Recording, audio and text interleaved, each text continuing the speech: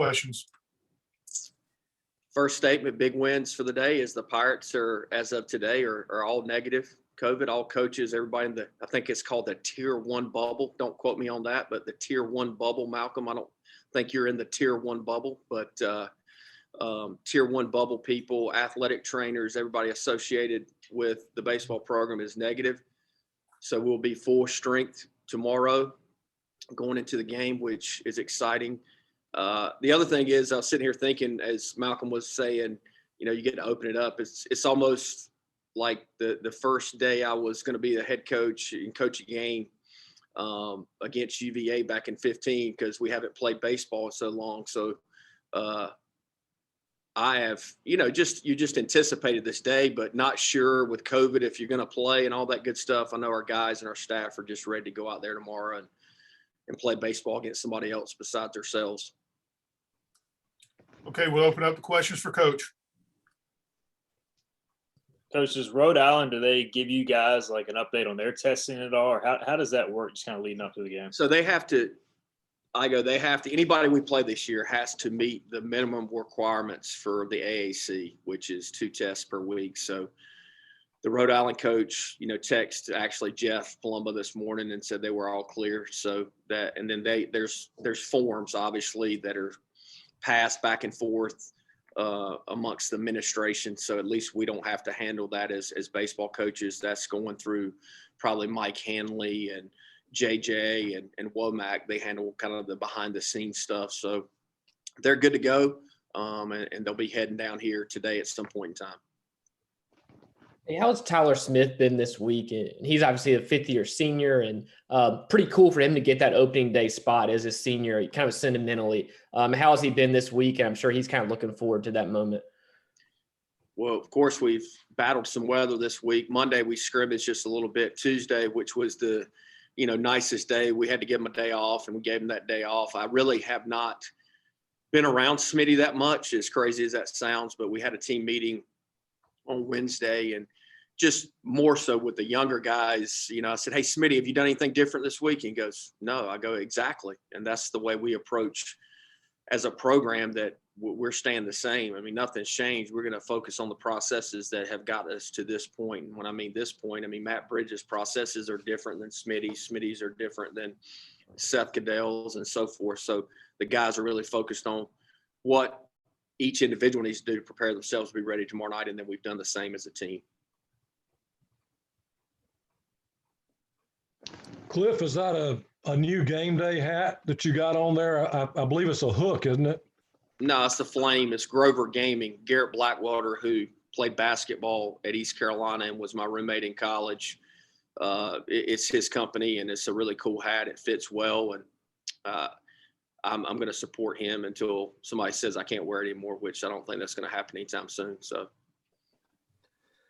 Coach, you had mentioned weather. Around here, weather is always an issue. I would imagine for Rhode Island and those teams up north, it's always an issue this early in the season. Can you talk about how much of an advantage it is now as opposed to when you were a player at ECU, having the facilities you have and the resources to be able to practice indoors? It's a tremendous advantage. We have a pitching indoor where our guys can throw bullpens inside. We have the hitting indoor, which we can pull the cages back, which we did on Sunday, and we went pitcher versus hitter in the big square cage that we have in our hitting indoor. So we wouldn't have been able to do any of that when I played here. We had outdoor cages, and none of the hit, it was Harrington Field. So we'd lifted weights, and coach probably would have just ran us because there was nothing else for us to do because we couldn't play baseball, and we would have just not been able to get a ton of baseball stuff in because there was no indoor facilities for us to be able to get work in. Coach, what kind of scouting report do you have on Rhode Island? I know you guys don't look at tape. I know you talk to other coaches, and what kind of scouting report do you have on? Well, Bailey, first off, we do look at tape. So that's the one. We do watch video. So we're not the old school coaches that don't know how to use computers. We watch video. Now, the tough thing has been there's not a ton of recent video on pitchers, as last year was COVID, and it's just been harder to get information. And I can tell you this, I know the kid's name that's going to start for him on Friday night. He's a right-handed pitcher. but I really don't know much about him. He was hurt some last year. Stuff wasn't as good as it was 2 years ago. So there's going to be some uncertainty about who we're facing, what's going on, as much as any game we've ever played. I go back to the Quinnipiac game. It's hard to get video of those guys, and the video we had of pitchers was from a high home, and you couldn't tell if it was a fastball or a breaking ball. And I felt, as a coach, you want to prepare your guys just for what they're going to see, especially the hitting side of it. And, I felt naked going into that game, and that's not the reason we lost the game, but we don't have a lot of information. We have looked for it, but it's just not out there. And the thing our guys have to do a tremendous job of early, especially hitters, is communicating to the other batters what they're seeing at the plate. And, Bryson's going to lead off for us tomorrow. There's your little scoop there, Ronnie, with the lineup. Bryson's going to lead off for us, and he's going to have to come back with information to the next guy. And the next guy is going to have to pass it on, and we're just going to have to do a really good job of communicating early on in the game. Cliff, I guess the good news is that it's not snowing outside. Bad news is still a little bit wet on the wet side. What's the prognosis, and what's the game plan a little bit in that regard? Well, the positive is it's not snowing. I mean, you look back to last weekend, early on last week, it looked like it was going to snow for 4 days straight. And I looked at the radar this morning early, and 30, 40 minutes north and west of us, it was sleeting. So definitely better to be water than snow or ice for everybody involved, including Joey Perry. And look, I'm not a weatherman. You guys know that. We're going to do everything we can to play tomorrow, even if we have to back it up to 6 or 7 o'clock at night. It's going to get out of here at some point in time, but if not, then we'll strap it on and play a doubleheader on Saturday and one game on Sunday. Speaking of that, if you have to push things back, how important is it this year, probably more than any other year, to be flexible? Billy, that's the thing COVID has done to everybody, is there's no certainty about anything. There's no certainty about tomorrow. There's no certainty about 4 or 5 hours from now. So we've told our guys, you have to be ready to bob and weave and adapt. That's one of the things that we talked about in the fall a ton, and be ready for whatever, be ready for no fans, which we prepared for that. And we'll just take it 1 minute, 1 second at a time, 1 pitch at a time, and see what happens. Cliff, you had said earlier that the American had not decided on the doubleheader format, how many innings each game would be. Is that been firmed up, or is that still undecided? Al, you really want to get way on into the season, huh? We're going to play 4 9-inning games. And it's not a set day, but most of the conference teams, we're going to play the doubleheader on Friday. And the reason we're doing that is for a couple of reasons. Number one, there's no midweek games, so your pitching can be rested for the previous weekend because there's no midweek. And secondly, you want to get the games in as soon as possible if the weather is okay, because we know there's weather. We play outside. So if we can get 2 games in on Friday, knock that out to start with, and then worry about the next 2 for the next 2 days. Would you say that more innings helps teams with more pitching depth? Normally, that's what helps. And then the other thing is the NCAA has given the American a waiver, so it'll be the MLB extra inning rule in conference. So, if a game, normally would have gone like 13, 14 innings, hopefully it'll not go that long because a runner will start at second base in conference. That's just in conference, though. That's not tomorrow night. We could play 18 innings if, it went into extra innings. Coach, go ahead, Stephen. Go ahead. You talked about Tyler Smith earlier. I'm sure you look at him and Cooch as both potential Friday night guys. Was there something that put Tyler over the edge just going to the series opener? Well, I got really, and I talked to Smitty and Cooch together. I feel like we got really good relationships and brought them in together. And I said, look, I love both of you guys. Both of you guys have to be Friday night starters, as what we've told our entire pitching staff that's going to be starters. We want all of our guys to be Friday night starters. One guy's going to get the ball on Friday. One's going to get it on Saturday. One's going to get it on Sunday. But Carter Spivey most likely will get the ball on Tuesday. He needs to be a Friday night starter pitching against Duke. And the more Friday night starters we can have, the better we're going to be. Smitty over, just the past 4 or 5 months has been a tick more consistent than Cooch has. Cooch historically get stronger as the season goes on. So they know that, yes, one's pitching on Fridays, one's pitching on Saturday right now, but really if Carson Wisenhunt and Carter Spivey have pitched as good as those guys have, they just have more experience. So they're going to get the nod early.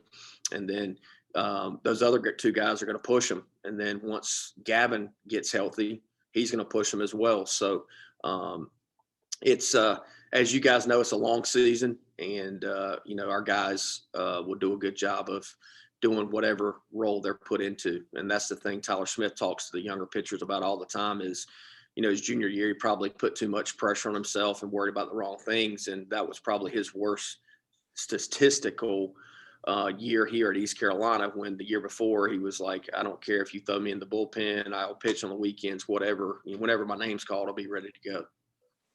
Coach, I hate to put you on the spot like this, but is there one guy, and you don't have to pick out one specific guy if you're not comfortable with it, but is there one newcomer that you're just really excited to see on the field? And you say newcomer, do you mean COVID freshman or really just the true freshman? Well, anybody that we haven't seen. Carson Wisenhunt. I'm excited for you guys to see him. He's special. He's a special talent. I think I mentioned this last week, but Burley talked to him just in passing. Burley and I hit twice a week, and he just told Carson, hey, don't make the moment too big. Do what you've done for the past 5-6 months. You face some of the best hitters in college baseball, and don't make the moment too big. And I think if he does that, then he's going to be special. Carter Spivey, you have never seen Carter Spivey like he's been, and he's walking around different. He talks different. His confidence or swagger is just different. And, I think that's going to be exciting for you guys to see. Seth Caddell, I know he's not a newcomer, but the way he's played for the past 5-6 months is different. AMAC is different. The two newcomers I think you guys will see a lot of will be Josh Moreland and then Riley Johnson. And then the two pitchers that are newcomers, Josh Groves and Danny Beal, they're a little bit behind the other pitchers just because of some of the protocols. And you guys know where I'm going with that early when we first got back to school. But those guys have a chance to pitch a lot for us as well. When you play a team like Rhode Island, from taking a look at them, what kind of stands out and you have to kind of be mindful of? The only thing I can tell you about Rhode Island is I think it was 2013 or 14 at Ole Miss. It was 2013. I mean, Coach Knight was on that team because he reminded me of it. But we beat them on Friday night at Ole Miss. On Saturday, Coach Knight came off the bench and walked them off, which I didn't remember. So you might have to fact check that, Malcolm. But I don't think he would have lied to me about that. And then Sunday they beat us. So they're very well coached. They have been to regionals before. They're older, I think, on paper. So, look, I say this all the time. John Gilbert came out to practice yesterday. How's good is Rhode Island? I got no idea, John. If we play well, we got a good chance of winning. If we play like crap, then we got a good chance of losing. And that's the way we approach every game. So I know I'm not answering your question. I know I'm not giving you any bulletin board material, but that's the way we approach every game we go into. If we take care of us, then we're going to be in good shape. Different sports have kind of handled the no fans thing, seems like differently, from football to basketball right now. Like the players on the bench are kind of chanting defense and stuff. I mean, how do you envision, I don't know if that will happen in baseball, but inside the dugout within the game, like how do you think that will kind of go just within the players and energy and stuff? Well, I think, and you guys have seen us play a lot, I think our dugout's pretty loose. I don't know if you would look over at our dugout and go, hey, Coach Godwin's got a bunch of soldiers over there. I want them to be themselves within the realms of having some sportsmanship. I always tell our guys to stay on us and not say anything to the other team. But, you've seen characters. I mean, Brickhouse carrying people from home plate and stuff like that. I guess that wouldn't be COVID friendly now. But at the end of the day, I want them to be themselves.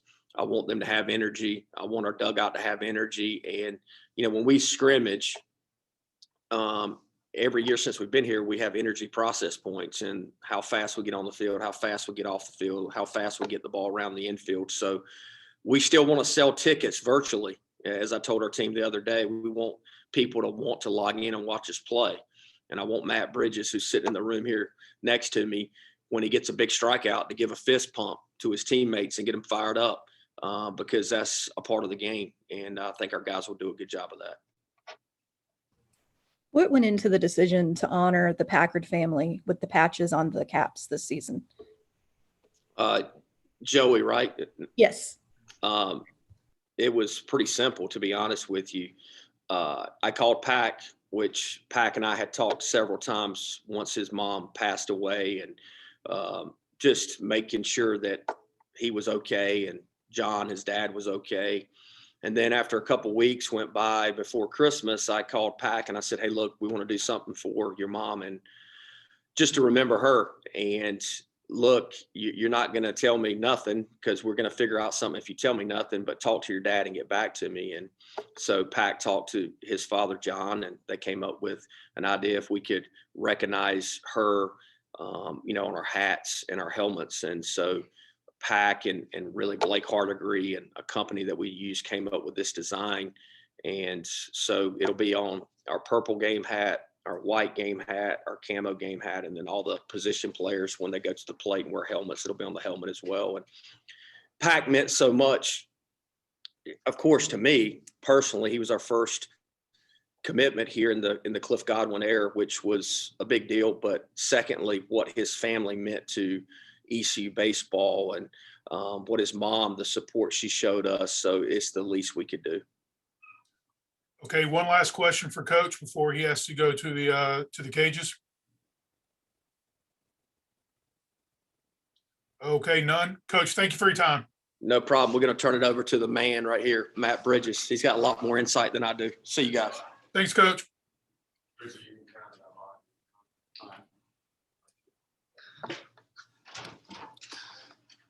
going on? Hey, Matt, how are you, buddy? Doing pretty good. How about yourself? Doing well. We're just going to go straight into questions for Matt.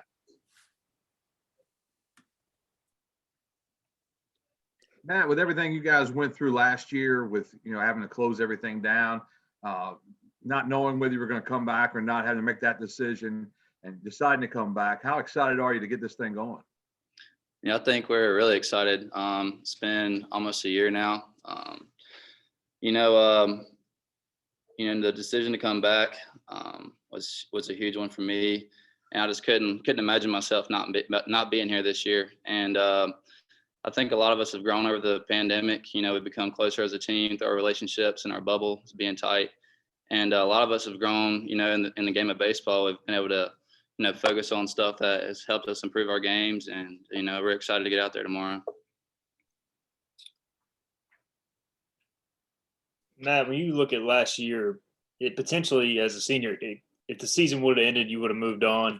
It wouldn't have ended on your terms. How important was it to come back and kind of, finish the season and have your career end on your terms? I'd say I had originally had plans to go to chiropractic school. I would have been there this year, but ultimately I made a career change just to be back this year with my guys. And I'm down doing the MBA program with Cam Colmore.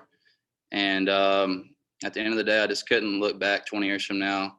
I had a phone call with Coach Shee after the season had ended. And he basically laid it on the line with me, and he was like, hey, if this is what you want to do, go on to chiropractic school and not come back and finish your career here. Don't ever look back on it. And vice versa. It was like, if you want to come back and play, don't ever look back and say, I wish I would have gone to school instead. And sitting there thinking about it, I was like, there's no way that I would look back 20 years from now and say that I did not want to come back and play the game of baseball and finish on my own terms. So that was probably the most important thing to me, and just finish the game out that I'd started since, I was 4 years old. So. With you being a leader on this team and obviously coming back for what is obviously the love of the game, how important is it for you as a senior and a leader on this team to kind of convey those thoughts to the younger guys to never really take this game for granted? Yeah, that's something that we take pride in every day, is just to get 1% better, and really love the game and being here with our guys. So we set aside 15 minutes a day and just really focus on something that can improve our game as well. but it's really the camaraderie we have within the team, just being around each other every day. I think that's what really keeps us coming to the field every day is the love we have for each other, and that's what builds our culture here at ECU. Matt, we've heard a lot about defense this preseason. You look at the infield with Ryder and Agnos and Seth Cadell, and obviously those guys. As a pitcher, what's your comfort level kind of like with Cadell as a catcher, and then obviously the guys you have behind you, to make plays? Oh yeah, it's huge. Seth and I have a great relationship. He's back there about every day. He loves to catch our bullpens, gives us great feedback, which is really important for us because we know we can trust him behind the plate. And the defense behind me, I mean, it's unreal with, you got Zach and Ryder and Norby and, a lot of those older guys you guys have seen out there before. They make the routine plays and they make spectacular plays in practice. And, we look at it as normal, but, they do that every day for us. So we know that we can trust them behind us. So it's awesome. Matt, can you talk about what's important in playing in wet, chilly conditions for you personally? I think we're gonna get thrown with adversity like that all year. We don't typically like to look at it. It's just, the other team has to play in those conditions just like we do. So, that's what we take pride in, is just being out there and being better than our opponent on any given day. You've been doing this for quite a while now. Big season for you coming up here, trying to, finish up your college career, right? And what are some of the things you kind of been working on that you feel like you have to get better at and heading into this season? Like personally or as a team? Player? Yeah. Personally, for me, the biggest thing that I would work on over this offseason was my changeup. Mostly out of the bullpen, I was a fastball slider guy, which I still take pride in those pitches as well. But just being able to develop that third pitch with Coach Dietz and AK has been huge for me, and I've gained a lot of confidence in it. And it's definitely something that I'll be able to use in games. Matt, there's obviously a lot of talent on the team. So when you're throwing live at bats or scrimmages, you're facing really good hitters. How much an advantage do you think that gives the pitching staff going into opening weekend? It's great. We know that we have one of the best offenses in the country. It's helped prepare us for the teams that we're going to face in the future. And we have a really tough conference and a really tough schedule. So, I think it gives us a sense of pride on the team, but also knowing that we do face those elite hitters in the box every day at practice. And, we'll be able to face anybody that we come in contact with. Matt, when you look around that room at the pitchers and you see some of the guys that are putting on that ECU uniform, what does it do for your competitive advantage, your competitive juices? Does it get it flowing, seeing all those guys that have such good arms and such, at any time any of those guys could step up? Oh yeah. We're really deep this year. We're excited. Our talent level is probably the most that I've had since I've been here in the 6 years. So, talent, our motto this year is toughness over talent, but just knowing that we have that and then developing the toughness within our team, it's going to make us a really tough opponent. So. Okay, one last question for Matt. What are your thoughts from the players' perspective about not having fans? And you've been here a while and been in regional environments and big games. I mean, the fans are kind of a big deal at ECU. It's an advantage. How do y'all plan on kind of moving on without that, or kind of creating that own energy? Yeah, so we have dugout and tent leaders to start off with. Cam, myself, Skylar Brooks, and Smitty. When we're in the dugout together, we're going to have dugout leaders that's going to keep the energy up. But just like Coach Godwin said, we're here to sell tickets virtually. So we want to put on a show for the fans, to bust it around the field, show some excitement on the mound, whether at the dish or on the mound. And just, the fans are a very important part of ECU's tradition. But we know that they're going to be there with us in spirit. And, then we'll get the guys to do a little jungle lap anyways after some of those wins. So, it's, we're definitely going to, know that they're with us. So. All right. Matt, thank you very much for your time today. Oh yeah. Thank you guys. Take care.